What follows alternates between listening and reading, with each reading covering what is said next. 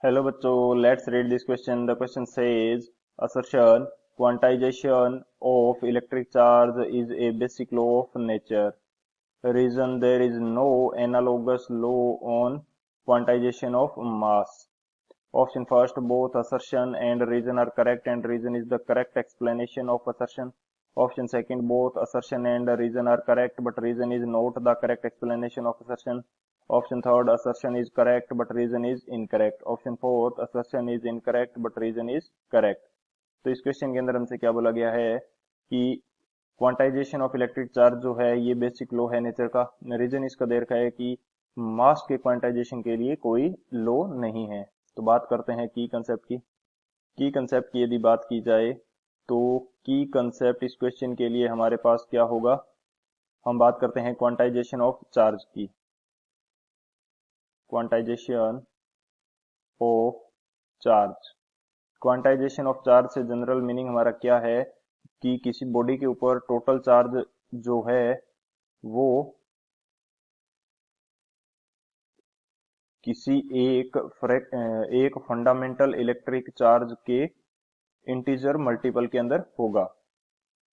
यानी कि कोई भी बॉडी के ऊपर चार्ज यदि मैं स्टेटमेंट के रूप में लिखना चाहूं कि मेरे पास क्या होगा, charge on a body is always integer multiple of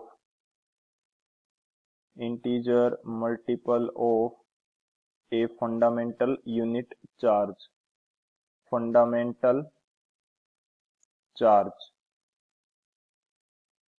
and ये जो फंडामेंटल चार्ज है ये हमारे पास क्या है, जो E है, E is equal to 1.6 into 10⁻⁻19 coulomb.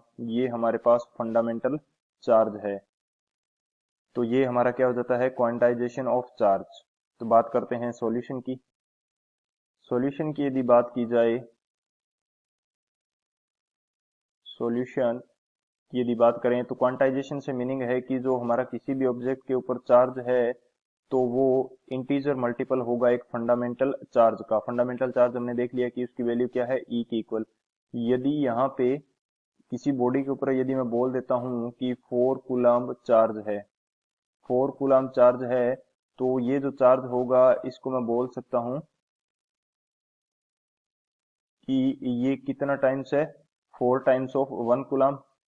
या बोलें कि 4 कूलम्ब की जगह मैं बोल देता हूँ कि किसी बॉडी के ऊपर जो चार्ज है वो कितना है, 4E. तो 4E का मीनिंग हमारे पास क्या रहेगा, 4 इंटू 1.6 इंटू 10⁻⁻19 कूलम्ब. यानी कि उस बॉडी के ऊपर चार्ज कितना है, 4 इंटू 1.6 इंटू 10⁻⁻19 कूलम्ब. सो E हमारे पास एक फंडामेंटल यूनिट है. इससे किसी भी बॉडी का जो टोटल चार्ज है वो डिफाइन कर सकते हैं. एंड टोटल चार्ज जो होगा वो इस E के इंटीजर मल्टीपल के अंदर होता है. सो असर्शन हमारा करेक्ट है. रीजन हमारा जो है, रीजन भी करेक्ट है क्योंकि मास के लिए कोई भी हमारे पास क्वांटाइजेशन का लॉ नहीं है. No quantization rule, no quantization rule, ऐसा कोई रूल नहीं है क्योंकि मास के लिए हमें फंडामेंटल यूनिट अभी तक फाइंड आउट नहीं की गई है. There is no fundamental mass, no fundamental mass. यानी कि ऐसा कोई मास अभी तक डिफाइन नहीं किया गया जिससे के इंटीजर मल्टीपल में प्रत्येक बॉडी का जो मास है वो प्राप्त किया जा सके. सो असर्शन करेक्ट है, रीजन करेक्ट है. एंड रीजन जो है वो असर्शन के लिए करेक्ट एक्सप्लेनेशन नहीं है क्योंकि ये दोनों स्टेटमेंट अलग अलग स्टेटमेंट है. सो कौन सा ऑप्शन करेक्ट हो जाएगा, जो ऑप्शन बी है, both assertion and reason are correct but reason is not the correct explanation of assertion. So option B is the final answer. I hope you understood it well. Best of luck. Thank you.